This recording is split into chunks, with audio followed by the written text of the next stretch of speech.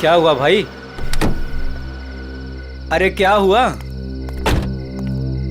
कोई मदद चाहिए क्या? यार मेरी गाड़ी खराब हो गई है और मुझे ये बॉक्स कहीं पहुंचाना है।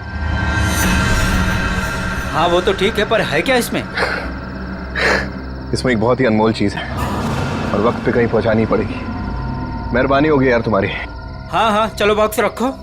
थोड़ा हाथ लगवाओ। हाँ हाँ। अरे बड़ा भारी है भैया। उठाओ। इतना बड़ा बक्सा।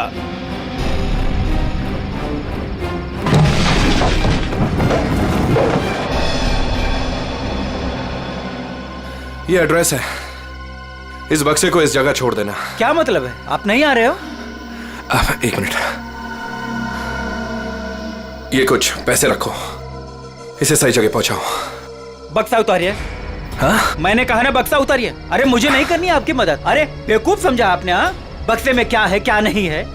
तुम ये सब रखो यार, लेकिन टाइम पे बक्सा जिस एड्रेस पे बोला है वहां पहुंचा देना। हाँ देखिए मेरी एक शर्त है, बक्सा खोल के देखूंगा मैं। अरे क्या है क्या नहीं है इसमें।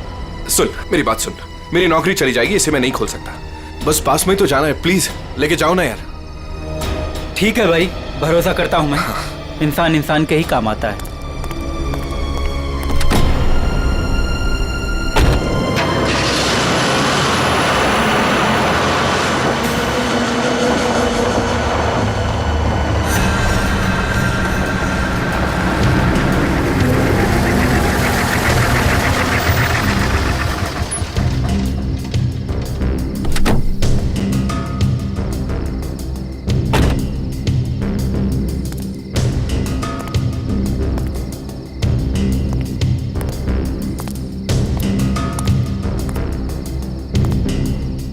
पता तो यही।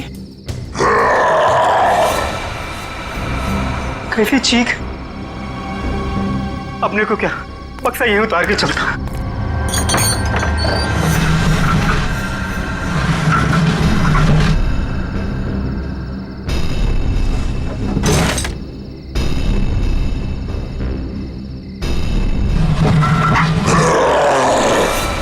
बक्से में से चीख! हे भगवान!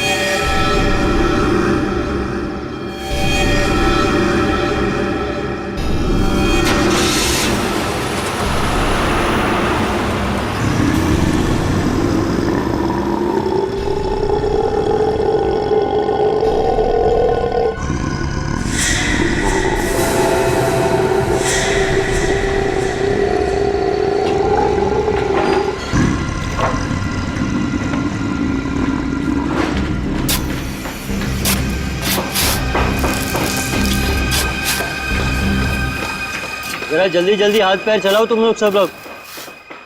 15 दिन में ये बिल्डिंग पूरी करके देनी है हमें, बहुत नहीं है हमारे पास। और सोनू तू इतना सुस्त क्यों है? खाना वाना नहीं खाता क्या? चल जल्दी काम कर। कौन है वहां पे? मैंने पूछा कौन है वहां पे? अभी तो बिल्डिंग का काम भी खत्म नहीं हुआ है और अभी से बिल्डिंग टूटने लगी। सोनू जरा देख तो।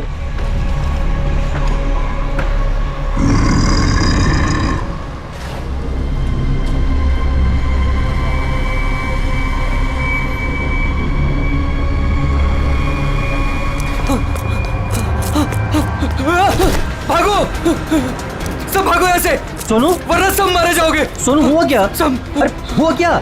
किस चीज की आवाज थी? और ये चेहरे पर निशान कैसा है? पट्टियों वाला मुर्दा। मुर्दा? मुर्दा उर्दा कुछ नहीं होता है, ये जरूर कोई चोर और घुसाया होगा। एक काम करो, सब लोग मेरे साथ चलो, चलिए मेरे साथ।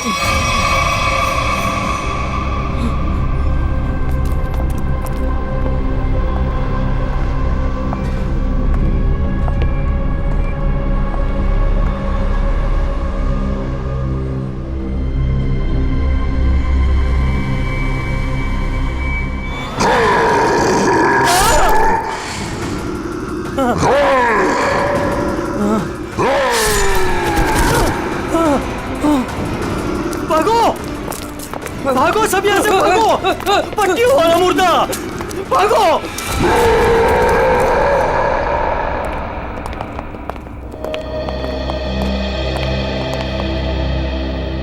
सर मैंने और मजदूरों ने मिलकर एक फैसला किया है।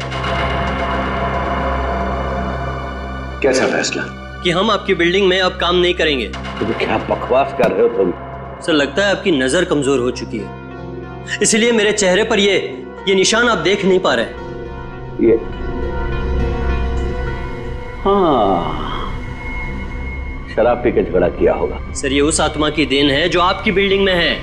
आत्मा? क्या बकवास कर रहे हो तुम? हाँ? जानता था, मैं जानता था कि आप मेरी बातों पर विश्वास नहीं करेंगे, इसलिए मैं साथ में सोनू को भी लाया हूं। सोनू,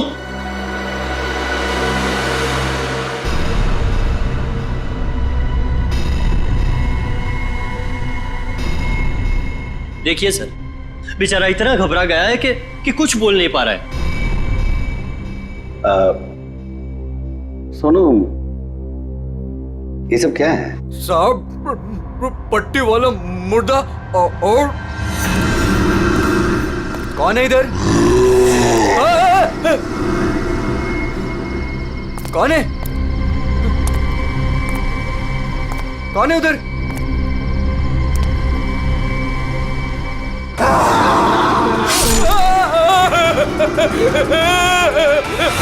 मुझे लगता है कि तुम सब लोग काम कम और नशा ज्यादा करते हो, तभी ऐसी बहकी बहकी बातें कर रहे हो। सर अगर हमारी बातों पर यकीन ना हो तो कोई दूसरे मजदूर रख के क्यों नहीं देख लेते? जब वो अपनी आप बीती सुनाएंगे तब तो आपको विश्वास हो जाएगा ना। बिल्कुल रख लूंगा। इस शहर में मजदूरों की कोई कमी नहीं है। इस शहर में काम की भी कोई कमी नहीं है।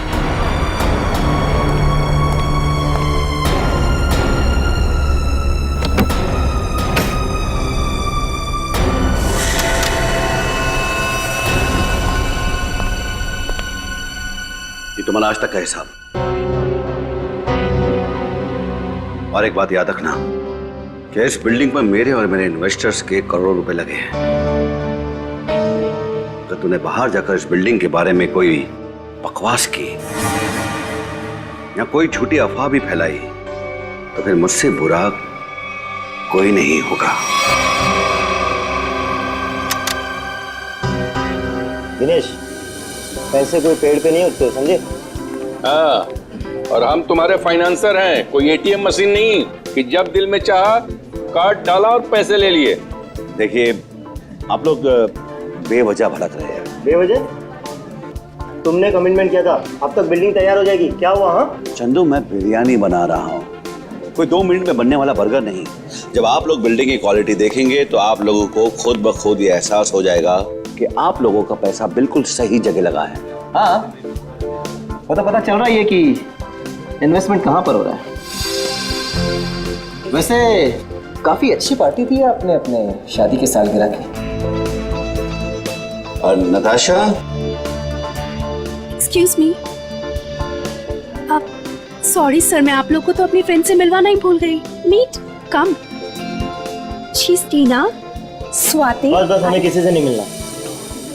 दिनेश, इस बार अगर तुमने जबान पलटी ना, 15 दिन मतलब 15 दिन, दैट फाइनल। हाँ 15 दिन पक्का। और हाँ, 15 दिन से ज्यादा हुआ ना तो तुम्हारा घर और भाभी जी के गहने बेच करके अपने पैसे हम लोग वसूल लेंगे, समझा? अरे पक्का कहाँ? दिनेश सुनो ना। एक्सक्यूज मी, आपकी भाभी बुला रही है मन से। Excuse me. जल्दी आइए ना। क्या है? दिनेश देखिए ना, मार्केट में नया हार आया है, आप कभी लेकर देंगे मुझे ये? बस हार और गहने, इन चीजों के अलावा तुम्हारे लिए और कोई चीजें इंपॉर्टेंट है ही नहीं। पति जिए या मरे तुम्हें कोई फर्क नहीं पड़ता। मन तो करता है कि तुम्हारा गला दबा दूं। क्या बात है पापा, आप मम्मी पर इस तरह से क्यों चीख रहे हैं? मैंने सिर्फ सालगिरह का तोहफा मांगा था और ये ऐसे कर रहे थे मुझ पर। आशा, ये जो तुम्हारे ठाट बाट और ऐशो आराम है ना, वो केवल इसीलिए है क्योंकि तुम्हारा ये पति दिन रात गधे की तरह काम करता है। पापा, अगर आपके पास इतना ही पैसा है ना तो थोड़ा हम पर भी खर्च कर दो प्लीज। पहले तो आपने फ्लैट देने के लिए भी मना कर दिया, और अब जब मम्मी ने आपसे एक छोटा सा हार मांगा तो उसमें भी आपको दिक्कत है। तुम दोनों नालायक बच्चों को तो मैं कुछ दूंगा नहीं, और तुम लोग मेरे घर में रहते हो इसी बात से खुश रहो।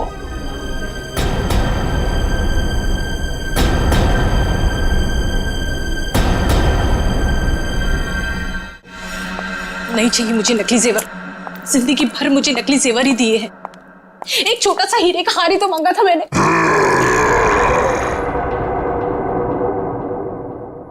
कौन कौन है वहां? कौन है वहां? कौन है वहां?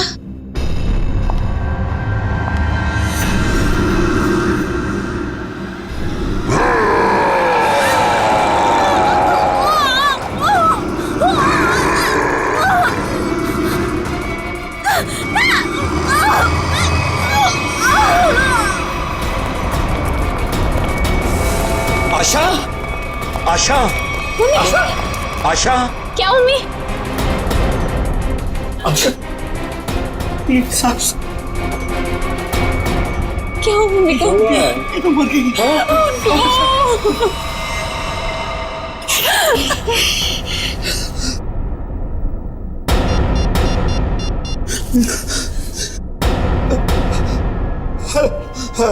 Hello, CID.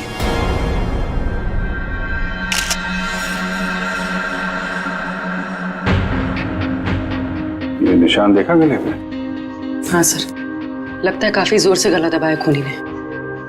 ये जो नेकलेस है ना, इससे पकड़ के घसीटा है, तभी निशान इतने गहरे हैं।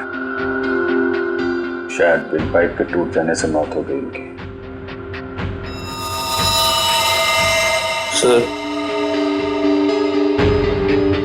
सर खून के निशान कॉरिडोर में यहाँ तक आए हैं और आशा जी की चप्पल।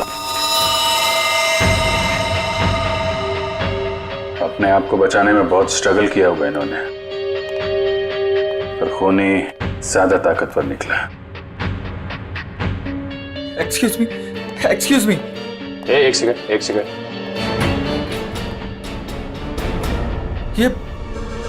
ये सब कैसे हो गया सुलेखा?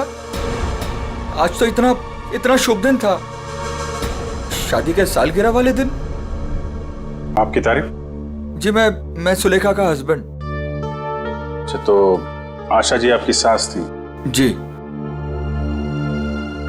सास ससुर की एनिवर्सरी पार्टी में आप काफी लेट नहीं आ रहे हैं? वो बिजनेस मीटिंग में फंस गया था, इसलिए लेट हो गया।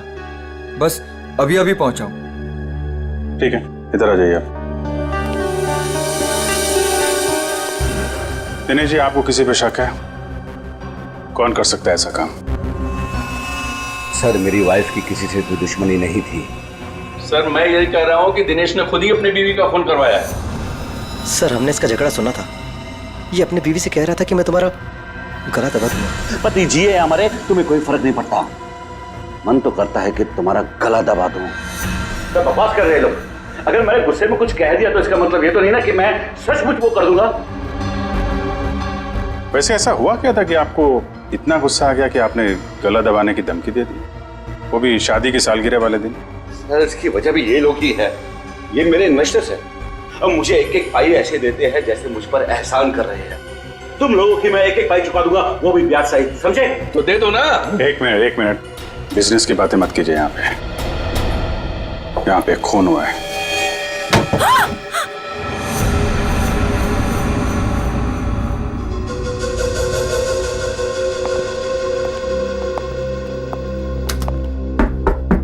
कौन है अंदर? दरवाजा खोलो।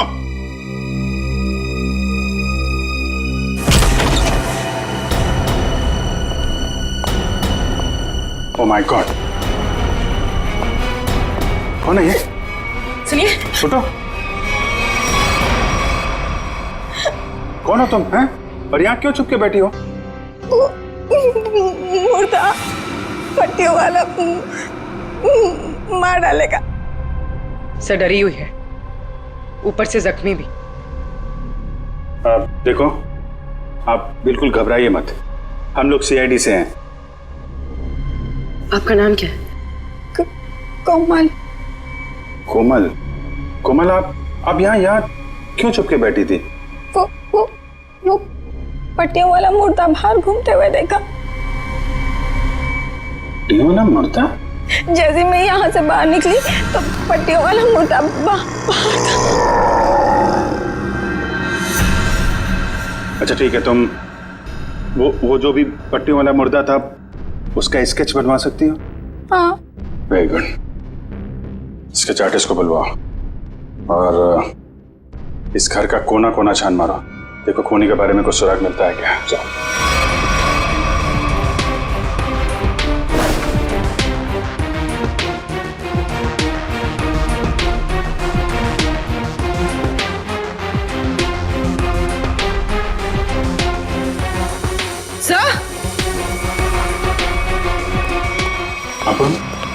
सर ये पट्टी मिली है क्या यहाँ पर? कोमल ने देखा पट्टी वाला मुर्दा और यहाँ पे पट्टी का टुकड़ा मिला। सर स्केच तैयार है। तो ये है वो पट्टी वाला मुर्दा। इस मुर्दे का और इस पट्टी का क्या राज है, जल्द से जल्द पता लगाना होगा। गले का हार बेचारी का फांसी का फंदा बन गया। जैसे ही खूनी ने हार खींचा, बेचारी कुछ नहीं कर पाई। सर वो आदमी गले का हार छीनने के लिए आया था, ऐसा लगता नहीं? वही तो सचिन, वही तो राज है। बड़ा अजीब तरीका ढूंढा खून करने का यार। हाँ जयवंती, डॉक्टर साहब को जरा स्केच दिखाओ। Yes sir. ये देखिए सर, ये मम्मी की ड्रेस है। मम्मी मतलब माँ? मम्मी नहीं फ्रेडी, मम्मी। हजारों साल पहले जब इजिप्ट में राजा महाराजा मर जाते थे तो उनकी बॉडी को एम्बाम कर दिया जाता था। अलग अलग तरीके की सीक्रेट्स, दवाइयां, मरहम, बाम वगैरह लगा दिया जाता था उनकी बॉडी पर और बाद में इन पट्टियों से उसे ढक दिया जाता था। इससे मम्मी सड़ती नहीं थी। मर गए मतलब हजारों साल पुरानी लाश यहाँ पे आ गई और एक के बाद एक खून कर रही है। तो शायद अगला खून तुम्हारा होगा। मेरा हो गया, अब चुपचाप खड़े रहो। और एक बात ध्यान में रखो, मम्मी कभी सड़ती नहीं है और ना मम्मी कभी जिंदा होती है। अच्छा सर, ये जो पट्टी का टुकड़ा हमारे हाथ लगा है, कहीं ऐसा तो नहीं कि ये खूनी के साथ हाथापाई के दौरान आशा जी के हाथ आ गया? नहीं, ऐसे नहीं हुआ। तारिका जी, आप ठीक है वहां पे? नहीं। फिर एक सीआईडी ऑफिसर बोल रहा है कि इनके हाथों में पट्टी आई थी, मतलब आई थी। सीआईडी ऑफिसर आसमान से उतरता है क्या? उससे गलती नहीं हो सकती। ये पट्टी का टुकड़ा जो आप लोग लेकर के आए हैं, ये हाथापाई में नहीं फटा है। अगर हाथापाई में फटता तो सीधा नहीं फटता, टेढ़ा मेढ़ा फटता, समझे?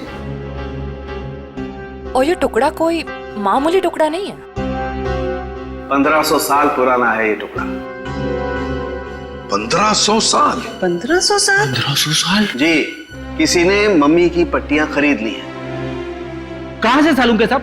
ये इजिप्ट से? अरे यार, लोग पुरानी मम्मियां खोद खोद के निकाल रहे हैं और चोरी छिपे बाजार में बेच रहे हैं। ऐसी एक मम्मी शायद इंडिया में आ गई। बाप रे! लेकिन सर ये खूनी मम्मी बना क्यों होगा?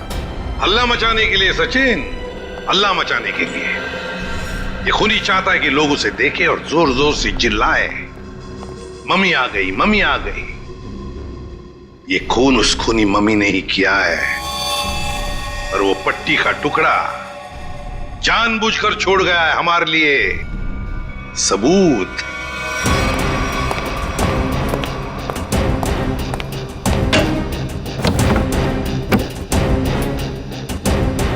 आज तो मैं इस मम्मी का काम तमाम कर दूंगा।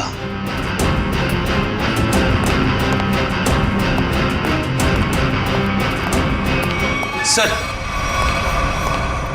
ये सोनू है, दिनेश की बिल्डिंग में काम करता है। अच्छा, सोनू साहब कोई पैसा वैसा नहीं था दिनेश साहब के पास, कंगाल थे वो। एक मिनट, कंगाल थे वो, कोई पैसा वैसा नहीं था दिनेश साहब के पास, क्या मतलब क्या है? नहीं साहब, वो तो सर से लेकर पांव तक कर्जे में डूबे हुए थे और उस बिल्डिंग की वजह से। और जब से उस पट्टी वाले मुर्दे ने हम लोगों पे हमला किया है, उस बिल्डिंग का काम भी बंद पड़ा हुआ है। पट्टी वाले खूनी ने तुम पर हमला किया? तुम पर? सर कहीं ये वही तो नहीं जिसने आशा जी का भी खून किया? हो सकता है, बिल्कुल हो सकता है। वैसे वो पट्टी वाला खूनी दिखता कैसे है? सर पट्टियों में लिपटा हुआ, एकदम सड़ा सा मुंह, चेहरे पे खून लगा हुआ था जैसे उसको कोई चोट लगी हो। मतलब उसकी सर आवाज भी बहुत अजीब सी थी, उसकी सर आवाज भी।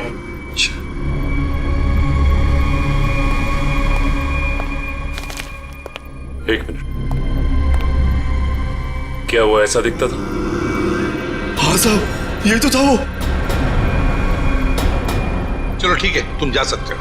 अगर जरूरत पड़ी तो हम तुम्हें फिर से बुला लेंगे। सर ये जो कोई भी आशा जी का खून करने के लिए आया था, या तो पहले से मम्मी बन के आया था, या फिर पार्टी में आने के बाद उसने अपना हुलिया बदला है। सर काम करते हैं, पार्टी का फुटेज देखते हैं।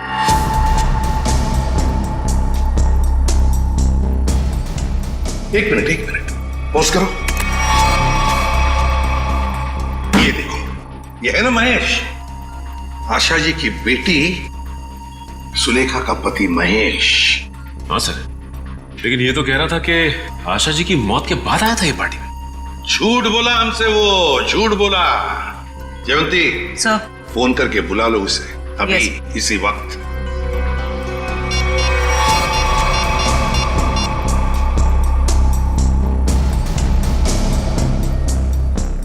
सर फोन नहीं उठा रहा है। महेश फोन नहीं उठा रहा है, उसकी आधी कारस्तानी तो इसी से समझती है। रेडी, मोबाइल फोन रिकॉर्ड्स निकालो उसके।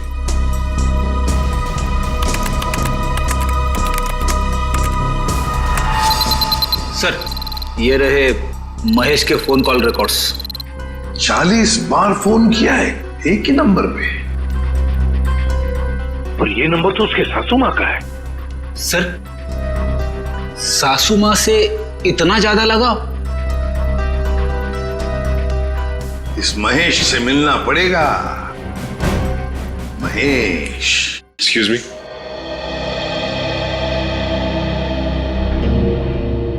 क्या महेश घर पे है इस वक्त?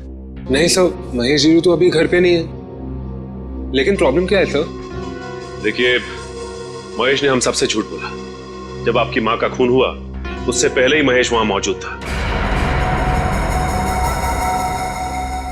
आपका मतलब है मेरे पति ने खून किया है? देखिए, हमें उस पर शक है।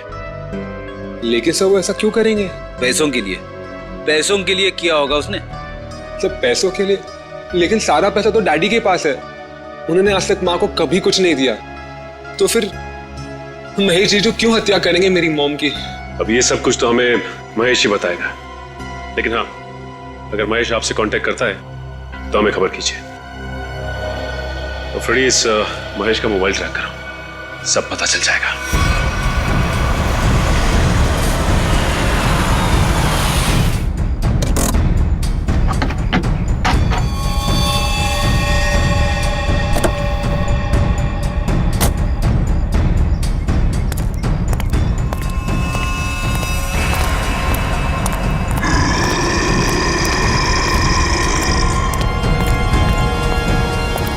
आज ये पट्टियों वाला मुर्दा मिल जाए बस।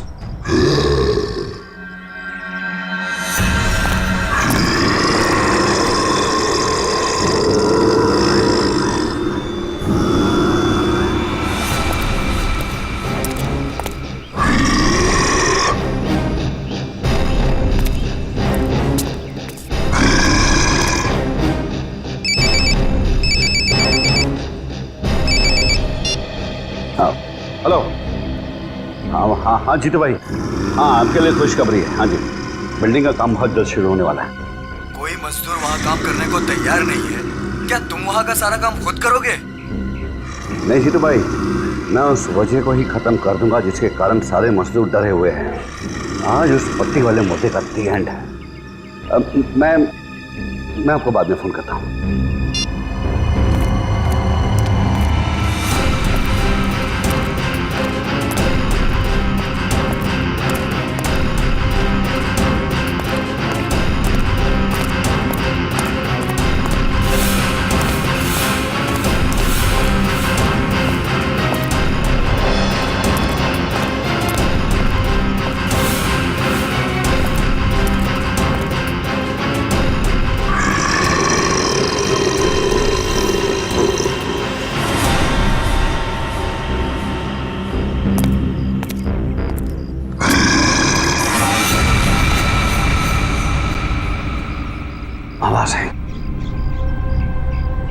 यहीं से आवाज आई, पट्टियों वाले मुर्दे, आज तू बचेगा नहीं, आज तुझे छोड़ूंगा नहीं मैं।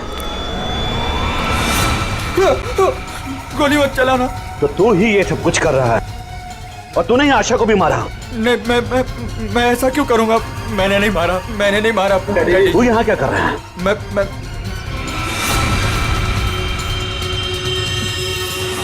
डैडी, वो आपके पीछे है। ना महेश, मैं तेरी किसी भी चाल में आने वाला नहीं। मैं सच कह रहा हूँ, वो पट्टी वाला मुर्दा आपके पीछे ही है।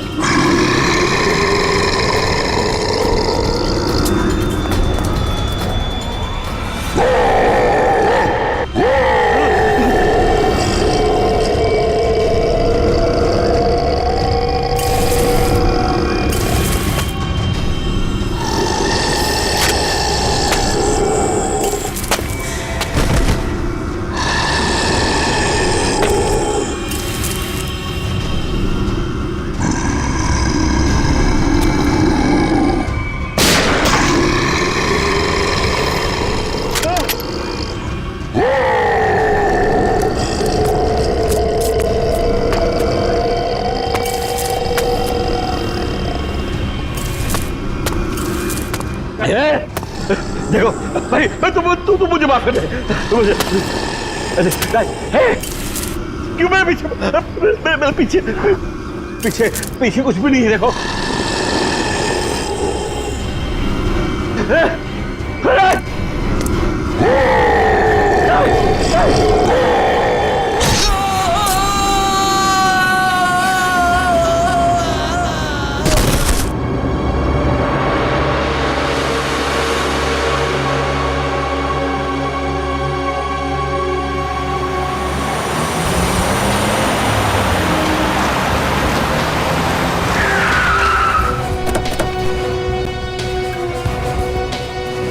सर, मोबाइल कंपनी वालों से पता चला है कि ये दिनेश का मोबाइल भी यहीं पे है। इससे पहले महेश दिनेश को नुकसान पहुंचाए, हमें उसे बचाना होगा। अरे सर, दिनेश, चलो देखते हैं।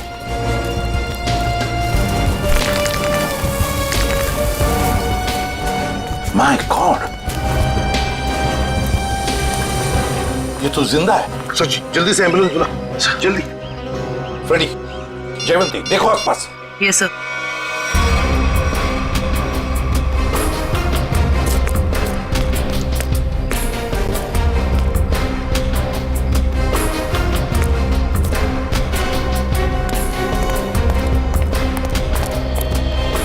महेश सर। हाँ फ्रेडी, क्या हुआ? सर, महेश बेहोश है। महेश, महेश, सर। हाँ, ये गन पड़ी हुई थी यहाँ पे। सर, हम तो सोच रहे थे कि इन सब के पीछे ये महेश है, लेकिन ये तो खुद ही बेहोश पड़ा है। हाँ, ये तो महेश के होश आने के बाद ही पता चलेगा कि ये सब किसका किया कराया है।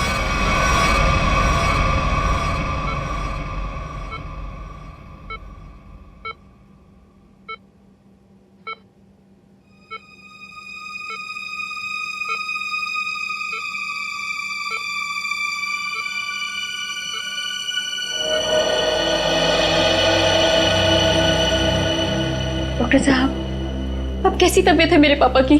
फिलहाल इनकी तबीयत नाजुक है, अभी कुछ भी कहना मुश्किल है। 48 घंटे ऑब्जर्वेशन में रखेंगे, फिर देखते हैं क्या करना है। Okay, excuse me. मैं कभी सोच भी नहीं सकती कि मेरा पति इतना घिनौना मुजरिम निकलेगा। पहले तुमने मेरी माँ को मार दिया और अब मेरे पापा पे तुमने हमला किया। ये तुम क्या कह रहे हो सुलेखा? देखो, मैंने ऐसा कुछ भी नहीं किया है। मैं निर्दोष हूँ, बेकसूर हूँ। हर मुजरिम यही कहता है कि उसने कुछ नहीं किया, वो निरपराध है। लेकिन सारे सबूत उसी आदमी की तरफ उंगली उठाकर कह रहे हैं कि ये इस आदमी ने किया है, और वो आदमी है तुम। लेकिन सर, आपके पास ऐसा कौन सा सबूत है जो ये साबित करता है कि खून मैंने किया है। एक हो तो बताए। सबसे पहले तो तुमने हमसे झूठ बोला कि तुम पार्टी में देर से गए, लेकिन सीसीटीवी फुटेज साफ साफ दिखा रही है कि तुम पार्टी में पहले ही मौजूद थे, आशा जी की मौत से पहले। सबूत नंबर 2, 3 दिनों में 40 फोन किए तुमने आशा जी को, जबकि तुम उन्हीं के घर में रहते थे। इतने सारे फोन कॉल करने की वजह? और जिस वक्त क्राइम सीन पर दिनेश जी मिले उस वक्त सिर्फ एक ही आदमी मौजूद था, वो तुम थे।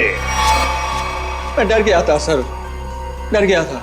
दरअसल बात यह है सर कि मैं नया बिजनेस चालू करना चाहता हूँ और जिसके लिए मुझे पैसों की जरूरत थी, और मैं चाहता था कि वो पैसे मुझे सासू माँ जी दे दे। बस सर इसीलिए मैं उन्हें बार बार कॉल कर रहा था, और कोई वजह नहीं है सर। तो इनके कहने का मतलब है कि ये पार्टी में पैसे मांगने के लिए गए थे आशा जी से, है ना? हाँ सर, उस दिन मैंने देखा कि ये लोग बिजनेस के लिए मुझे पैसा नहीं दे रहे और सासू माँ को लाखों करोड़ों के गहने दिए जा रहे। और तुमने गुस्से में आकर मार डाला आशा जी को? नहीं, मैंने उन्हें नहीं मारा। मैंने कहा ना, मैं उनसे पार्टी में बात करने गया था, पर मेरे बात करने से पहले ही उनका मर्डर हो चुका था। नहीं महेश जी, कौन विश्वास करेगा तुम्हारी इन बातों पर? पहले तुमने आशा जी को मारा, फिर दिनेश जी के पीछे पड़े, और वो भी कहां पर? अंडर कंस्ट्रक्शन बिल्डिंग में। ये गलत इल्जाम है। मैं वहां पर उनसे भी बात करने गया था, मैंने नहीं मारा। ऑफिस में नहीं जा सकते थे, घर में नहीं जा सकते थे? उनसे बात करने में ऑफिस से गया था, पर जब मैं ऑफिस पहुंचा सर तो वो निकल चुके थे अपनी साइट पे सर, इसीलिए मैं साइट पर चला गया। पर जब मैं साइट पर गया तो सर मैंने देखा कि एक पट्टी वाले मुर्गे ने उन्हें धक्का दे दिया वहां से सर। आशा जी और दिनेश जी पर मम्मी ने हमला किया? हाँ सर। पंकज, ये तो उस आदमी ने किया जो दुनिया को दिखाना चाहता है कि ये किसी इजिप्शियन मम्मी ने खून किया है। पर वो हमारे परिवार के पीछे क्यों पड़ा है? तो डॉक्टर साहब कह रहे थे ना कि इस तरह की पुरानी और महंगी पट्टियां आसानी से नहीं मिलती। सचिन, सेंट्रल स्टेट लेबोरेटरी से पता लगाएंगे कि पट्टियां कहां से और कैसे मिली है। मैं ACID से आपसे मिलना चाहती हूँ। डॉक्टर चारू आप ही? हाँ, मैंने ही आपको फोन किया था। डॉक्टर चारू, इस पट्टी को पहचानती हैं? ओह माय गॉड, ये पट्टी आपको कहाँ से मिली? ये पट्टी तो हमारे लैब से चुराई गई थी। इस सिलसिले में एक डॉक्टर को काम से भी निकाल दिया गया। आइए।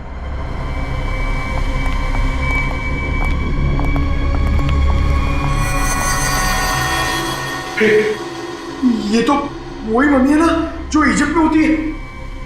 मतलब ये नींद में चलकर यहाँ पर आ गई। आप भी अच्छा मजाक कर लेते हैं। दरअसल हर साल इजिप्ट से इन मम्मीज को हमारे यहाँ रिसर्च के लिए भेजा जाता है, और सर ये मम्मीज 1500 साल पुरानी है। तो क्या सिर्फ इन्हीं मम्मीज की पट्टी गायब है? हाँ सर, कुल 5 मम्मीज की पट्टियाँ चोरी हुई थी, जिसमें से 2 पे मैं काम कर रही हूँ इन्हें गलने से बचाने के लिए। अच्छा, आप कह रही थी ना कि एक डॉक्टर को काम से निकाल दिया गया पट्टी चुराने के इल्जाम में, उसकी डिटेल मिल सकती है हमें? हाँ सर, देती हूँ।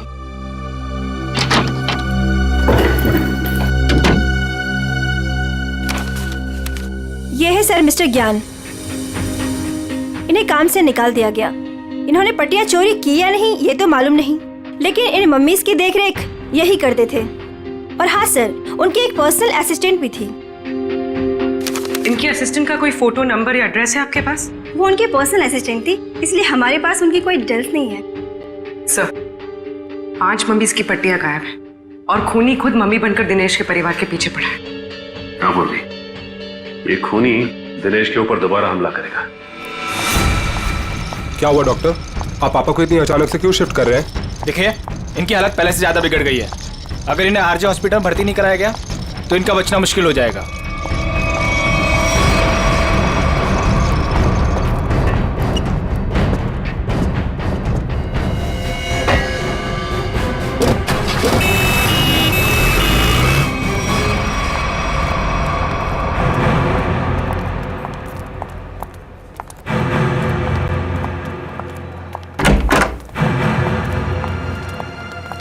गणेश जी तो कहीं दिखाई नहीं दे रहे यहाँ पे। वही तो, चलो देखते।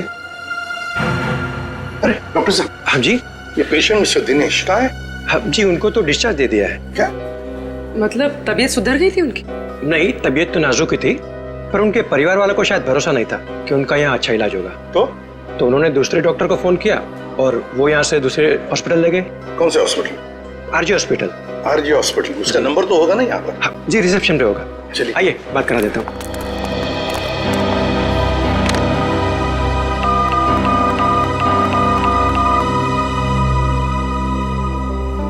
Hello, RG hospital. देखिए, मैं एसीपी प्रद्युमन बोल रहा हूँ, सीआईडी से। आपके हॉस्पिटल में अभी अभी एक पेशेंट एडमिट हुआ है।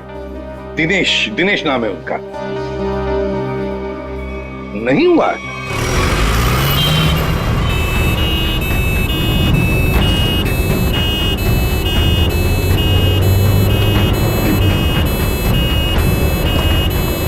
काम हो गया बॉस, तीर कमान से निकल चुका है। आप निशाना तैयार रखो।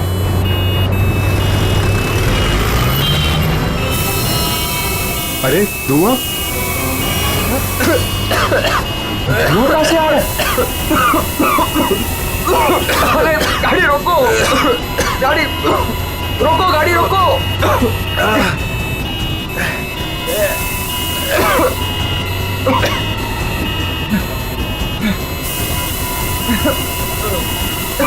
धुआं बढ़ते ही जा रहा है ये।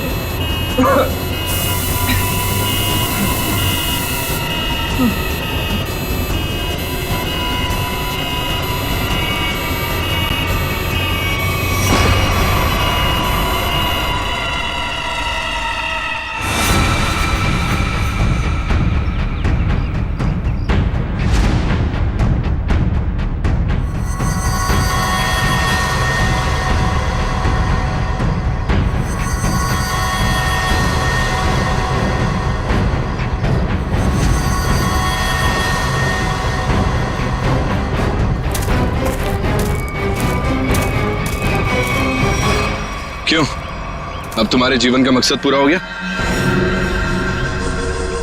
हाँ, पिछले 10 साल से मैं इसी दिन के तो सपने देखती आई हूँ। और देखो, आज मेरा सपना पूरा हो गया। नहीं नहीं, सीआईडी के रहते अपराधियों के सपने कभी पूरे नहीं होते। सीआईडी? क्यों डॉक्टर ज्ञान? पेशा डॉक्टर का और काम एक अपराधी का। अबे देख क्या रहे हो? उड़ान सीआईडी वालों को।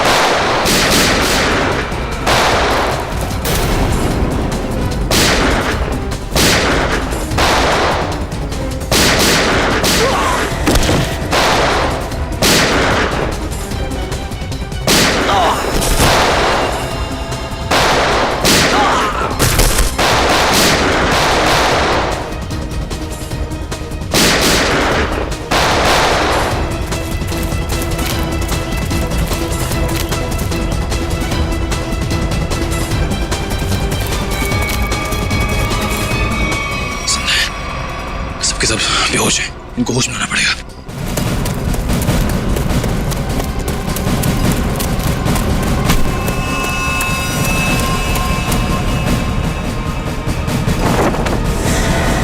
तुम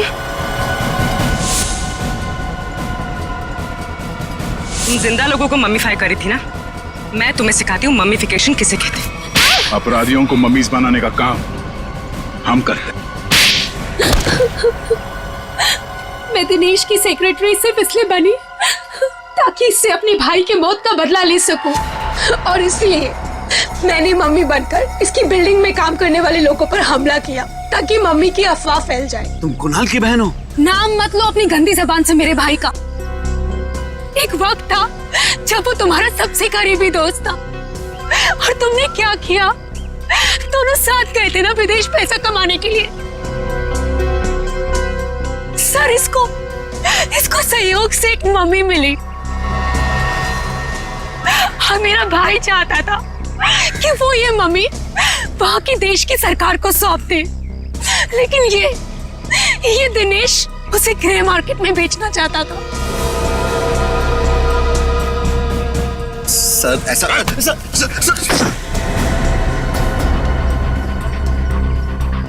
जब कुणाल ने कहा कि वो पुलिस के पास जाएगा तो मैंने उसे मारकर जमीन में गाड़ दिया और मम्मी बेचकर अमीर बन गया। वाह, बहुत अच्छा काम किया तुमने। पैसों के लालच में तुमने दोस्ती को जमीन में गाड़ दिया। मुझसे गलती हो गई सर, मुझे माफ कर दीजिए आप। अब ये तो समझ में आ गया कि तुमने नताशा को नौकरी पे इसलिए रखा क्योंकि तुमने कुणाल की बहन को देखा नहीं था। अगर ये बात समझ में नहीं आई कि डॉक्टर ज्ञान इस सब में तुमने इसका साथ कैसे दिया? मैंने ये सब पैसे के लिए किया। पैसों के लिए अपराध के दलदल में कूद गए तुम। और नताशा, तुम्हें पता कैसे चला कि तुम्हारे भाई का खून इस दिनेश ने किया? जब कई दिनों तक भैया की विदेश से कोई खबर नहीं आई तो मैं उनका पता लेने के लिए इसके घर गई थी और वहां मैंने सुना कि अपनी बीवी को बता रहा था कि किस तरह इसने मेरे भाई का खून कर दिया और उसे जमीन में गाड़ दिया।